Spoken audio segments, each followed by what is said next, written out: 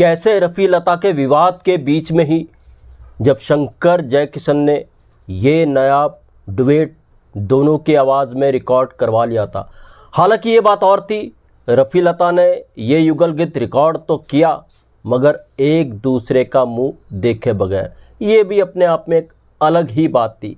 आज मैं एक और बात बताऊंगा दोस्तों, रफ़ी लता के विवाद की इनसाइड स्टोरी। कैसे जब विवाद चरम पर था, लता जी को लगने लगा था कि उनको लॉस होना शुरू हो गया और लता जी ही चाहती थी कि रफ़ी साहब से उनका विवाद ख़त्म हो, और ये विवाद शुरू लता जी से हुआ था और कैसे ख़त्म ये विवाद लता जी से ही हुआ। आज इसके बारे में भी बात करेंगे दोस्तों। चैनल पर हैं तो चैनल को सब्सक्राइब कर लीजिएगा, बेल आइकन भी प्रेस कर लीजिएगा ताकि नोटिफिकेशन आप तक पहुंचती रहे। नमस्कार, मैं महेश कोहली बॉलीवुड संगीत के सफ़र से। दोस्तों, रफ़ी लता विवाद, ये सबको पता है कैसे दोनों का विवाद शुरू हुआ था। लता जी रॉयल्टी की मांग कर रही थी, रफ़ी साहब ने उनका साथ नहीं दिया था और ये किस्सा शुरू होता है गाने की रिकॉर्डिंग से। गाना था फिल्म माया का, जिसके म्यूजिक डायरेक्टर थे सलील चौधरी। जैसे ही गाना ख़त्म हुआ, रिकॉर्डिंग ख़त्म हुई, लता जी ने रफ़ी साहब से सीधा कहा कि वो रॉयल्टी की मांग कर रही हैं, क्या आप मेरा साथ दोगे? तो रफ़ी साहब को पता था लता जी रॉयल्टी चाह रही हैं, मांग कर रही हैं रॉयल्टी की, मगर रफ़ी साहब इसके हक में नहीं थे।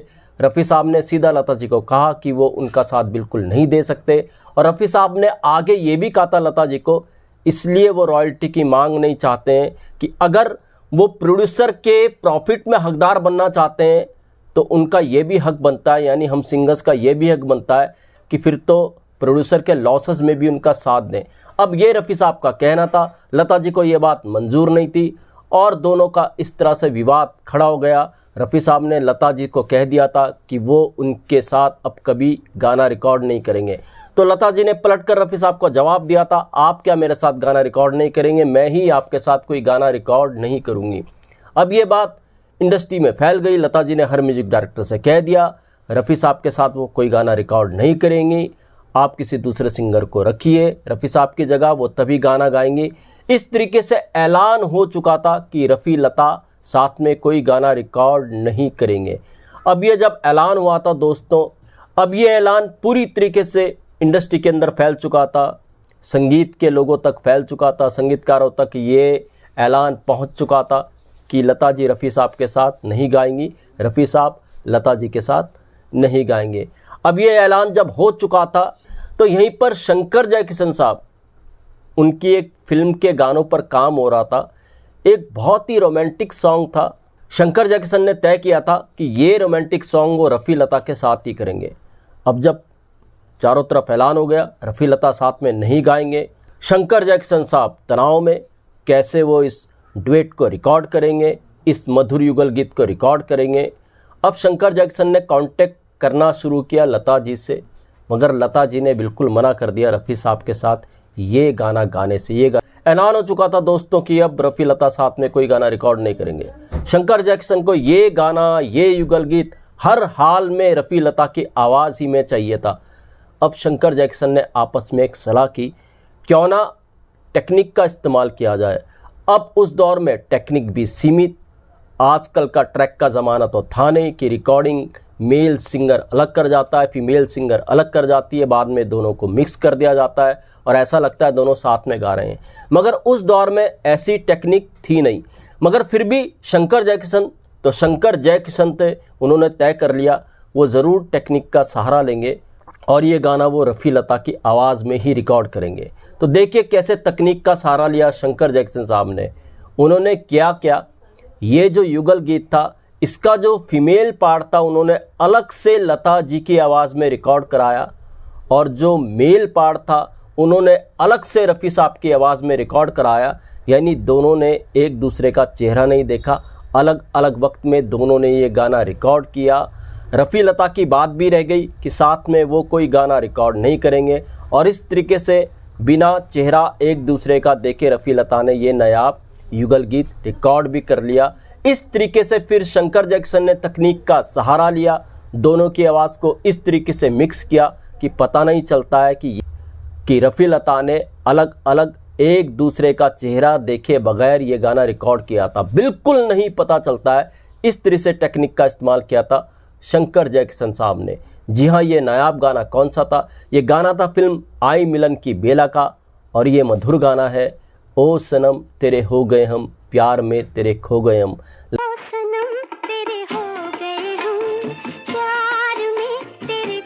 लगता नहीं कि रफ़ी लता ने अलग अलग ये गाना रिकॉर्ड किया था, एक दूसरे का चेहरा देखे बगैर ये गाना रिकॉर्ड किया था।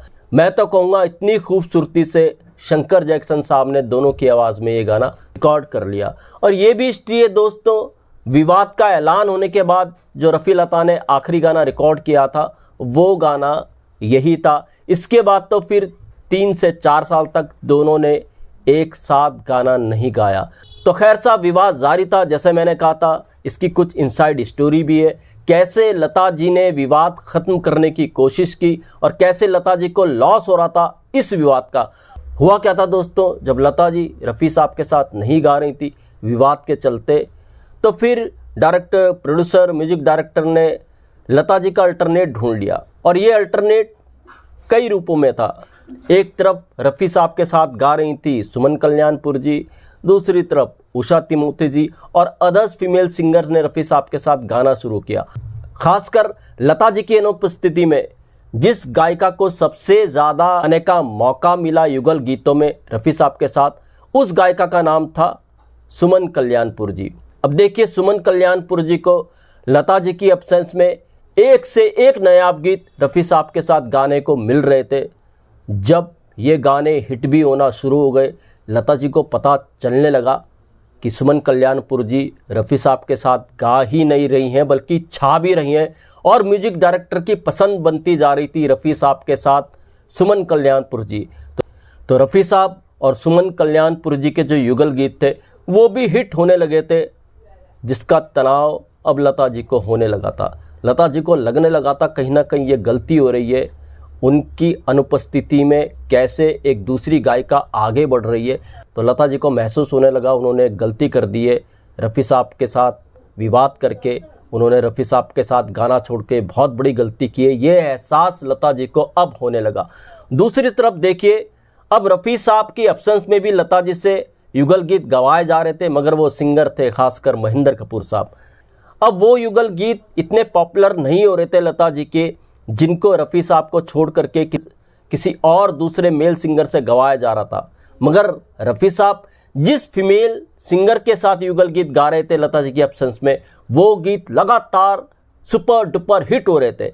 अब लता जी को यहाँ पर एहसास हो गया, तो लता जी ने फिर किसका सहारा लिया? जी हाँ, लता जी ने सहारा लिया संगीतकार शंकर जैकिसन साहब का ही। उनके बहुत करीब थी लता जी। लता जी ने अपनी प्रॉब्लम को बताया, तो शंकर जैक्सन ने विवाद ख़त्म करने की कोशिश की।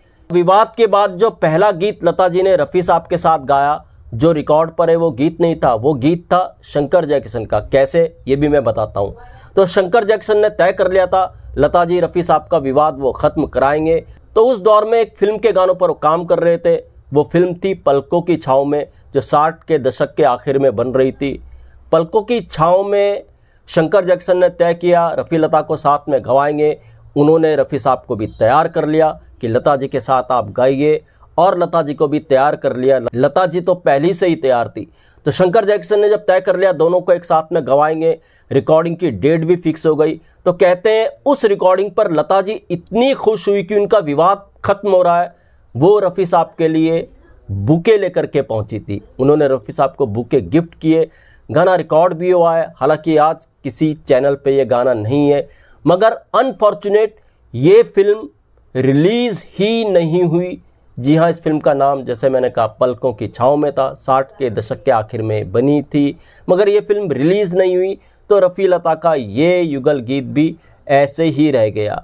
जी हाँ, जो रिकॉर्ड पे विवाद के बाद रफ़ी लता ने अपना पहला गीत रिकॉर्ड किया था, जो रिलीज़ भी हुआ, लोगों के बीच में भी आया, वो गीत था फिल्म ज्वेल थीप का, जिसके म्यूजिक डायरेक्टर थे सचिन देव बर्मन, और गाना था दिल पुकारे आरे आरे। दिल पुकारे आरे आरे आरे। ये पहला रिलीज गीत था रफ़ी लता का, जो विवाद के बाद, दोनों के विवाद के बाद लोगों के बीच में आया। मगर जो विवाद खत्म होते ही रफ़ी लता ने पहला गीत रिकॉर्ड किया था, वो फिल्म थी पलकों की छाँव में, जो रिलीज़ नहीं हुई, इसलिए गाना भी लोगों के सामने नहीं आया। और फिर रफ़ी लता विवाद खत्म होते ही म्यूजिक डायरेक्टर्स की जैसे होड़ लग गई थी रफ़ी लता से गवाने की। उन्होंने विवाद के बाद जो गाने रिकॉर्ड किए, इस कड़ी में 3 गाने आते हैं और वो गीत हैं ज्वेल तीप का दिल पुकारे आरे आरे, आमने सामने का कभी रात दिन हम दूर थे, दिन रात का अब साथ है, और एक और गीत था लक्ष्मीकांत प्यारे लाल साहब का, वो है ज़रा खफा खफा। ये सच है दोस्तों, कैसे विवाद के बीच में ही एक दूसरे का चेहरा देखे बगैर दोनों ने एक प्यारा सा खूबसूरत सा युगल गीत रिकॉर्ड कर लिया था। उसके बाद 3-4 साल तक विवाद चला और विवाद ख़त्म कराने की कोशिश की थी शंकर जयकिशन ने। उन्होंने लता रफ़ी से गवाए भी था, अनफॉर्चुनेट फिल्म रिलीज़ नहीं हुई। और पहला विवाद के बाद रफ़ी लता का रिलीज़ गाना था दिल पुकारे आरे आरे। तो दोस्तों ऐसे भी नए आप किस्से हुए हैं, ऐसे किस्से मैं आपके लिए लेकर के आता रहूँगा। महेश कोहली को दीजिएगा इजाज़त। Good bye, good luck and take care.